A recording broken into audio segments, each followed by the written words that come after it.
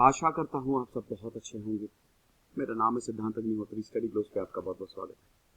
तो भाई देखो, कोवैक्सीन लगवाई कि कोविशील्ड, दो वैक्सीन में से आपने एक ही लगवाई होंगी, या तो कोवैक्सीन या फिर कोविशील्ड। बट यहाँ पे पता चला है कि कोवैक्सीन की इफेक्टिवनेस सिर्फ और सिर्फ 50%। जब आप 2 डोजेज ऑफ कोवैक्सीन लगवाएंगे तो ये have 50% of effectiveness against symptomatic Covid. ये रियल वर्ल्ड असेसमेंट, मतलब जिनको वाकई में कोविड हुआ है उनसे डेटा लिया है, तो इससे रिलायबल डेटा हो ही नहीं सकता। और ये कोई बहुत अच्छी खबर नहीं। वैक्सीन की इफेक्टिवनेस जितनी आई थी उससे काफी ज्यादा कम। बात करेंगे दोस्तों इस खबर की।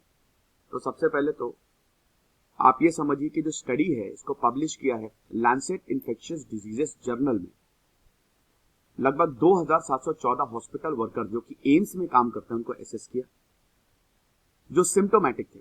आरटीपीसीआर टेस्टिंग हुई थी 15 अप्रैल से लेकर 15 मई तक, यानी कि एक महीने का डेटा आया। 15 अप्रैल से 15 मई तक, ये वो समय है जब पूरा भारत रुक गया था।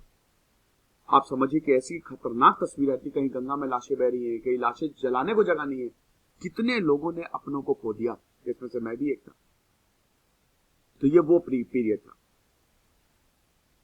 तो सेकेंड वेव ऑफ पैंडेमिक जो भारत में आई, जब डेल्टा वेरिएंट ने तबाही मचा दी थी, और अब डेल्टा वेरिएंट दोबारा से तबाही मचा रहा है, क्योंकि पूरे के पूरे यूरोप में, जर्मनी में तो इतना खतरनाक स्टेटमेंट दिया है वहां की जो वो है, जो हेड है, जो मैं नाम भूल गया, कल ही मैंने लेक्चर लिया था कि भाई जर्मनी या तो दिसंबर तक, मतलब जब तक सर्दियां खत्म होगी, या तो ठीक हो जाएगा, या वैक्सीनेट हो जाएगा, या मर जाएगा। ये है। तो जितने भी 80% कंफर्म्ड केसेस में डेल्टा वेरिएंट था। बहुत सारे हेल्थ केयर वर्कर्स को कोविड हुआ, लोगों को कोविड हुआ। अब उस समय, अभी तक तो हमने ट्रायल्स के डेटा देखे थे ना, लेकिन उस समय जब इन लोगों को कोविड हो तो इनके सैंपल लिए और वहां से हमने डेटा निकाला है। अब इससे पहले दोस्तों आगे बढ़े, मेरा नया ब्लॉगिंग चैनल अभी आज ही मैंने बैंगलोर का नया ब्लॉग डाला, अभी इनफैक्ट अपलोड हो गया, तो आप डिस्क्रिप्शन बॉक्स में जाइए देखिए। और ये हमारे शानदार कोर्सेज आते हैं दोस्तों, NCERT, personality development, UPSC, top and courses को जरूर अवेल करें। कोवैक्सीन को डेवलप किया हैदराबाद बेस्ड भारत बायोटेक ने। आईसीएमआर और भारत बायोटेक ने मिलकर कोवैक्सीन को डेवलप किया। नाम है इसका BBV152। तो 28 दिन के अपार्ट, मतलब एक महीने में एक डोज आपको अगर अभी मिल गई तो 28 दिन बाद आपको दूसरी डोज लेनी पड़ेगी। इस वैक्सीन को इमरजेंसी यूज करने दिया गया था, जनवरी में ही आप इमरजेंसी यूज कर सकते हैं। द वर्ल्ड हेल्थ ऑर्गेनाइजेशन ने भी इस वैक्सीन को अप्रूव कर दिया है।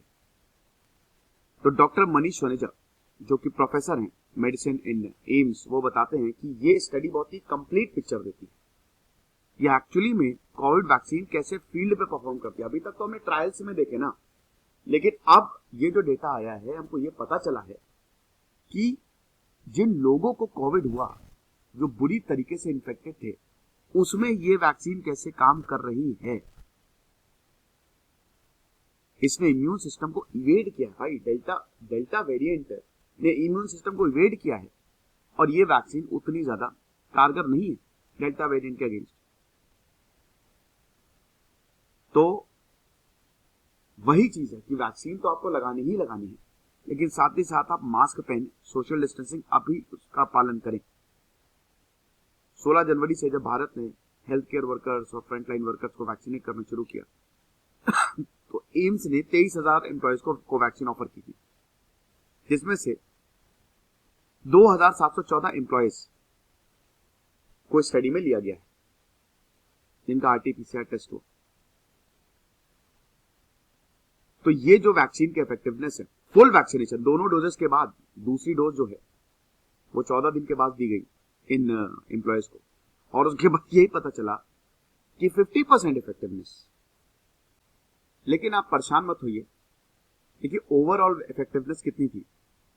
अगर आप कोवैक्सीन की बात करें तो 70% के आसपास थी, और कोविशील्ड की बात करें तो 80%। लेकिन दोस्तों ये ना अब इसको पीयर रिव्यू करना बाकी है। यहाँ पे जो ऑथर्स हैं उन्होंने एक्नॉलेज किया है कि हाँ भाई, हम बिल्कुल मानते हैं कि जो इफेक्टिवनेस है वो लगभग 78% से लो हो गई। ये बिल्कुल हम मानते हैं, लेकिन हम इस डेटा पे पूरी तरीके से रिलाई नहीं कर सकते क्योंकि कुछ लिमिटेशंस है। अब अच्छा, वो लिमिटेशंस क्या? सबसे पहली बात तो ये जो स्टडी है ये सब में तो की नहीं गई, ये सिर्फ हॉस्पिटल एम्प्लॉयज के ही डेटा लिए। अब हॉस्पिटल एम्प्लॉयज का हायर रिस्क ऑफ एक्सपोजर था ना बाई जनरल पॉपुलेशन से। अगर आप हॉस्पिटल एम्प्लॉयज को कंपेयर करो तो वो तो ज्यादा इन्फेक्ट होंगे। दूसरा पॉइंट ये है कि ये study peak of second wave पे हुई, यानी कि जब सेकेंड वेव बहुत मतलब 3-4 लाख इन्फेक्शन आ रहे थे तब ये स्टडी कंडक्ट हुई। तो दिल्ली में पॉजिटिविटी रेट बहुत ज्यादा हाई थे।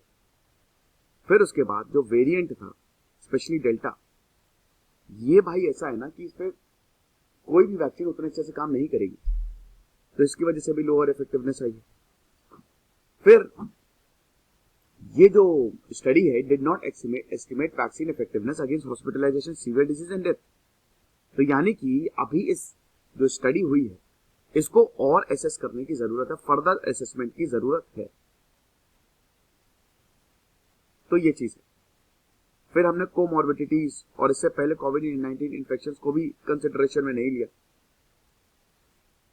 लेकिन जो भी है, फिलहाल जो डेटा आया है वो यही है कि कोवैक्सीन की इफेक्टिवनेस 50% है, लेकिन ऐसा डरने की कोई बात नहीं है। मैंने आपको लिमिटेशंस बता दी।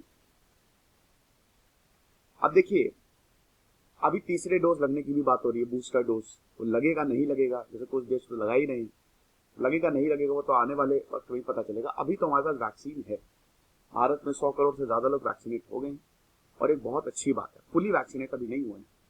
फुली वैक्सीनेट अभी 30 से 35% के बीच में, वो धीमे धीमे वैक्सीनेट होने। तो अभी तो हमारे पास जो है वही बहुत अच्छा है, क्योंकि भाई कोविड-19 से बचने के लिए कुछ तो चाहिए था ना।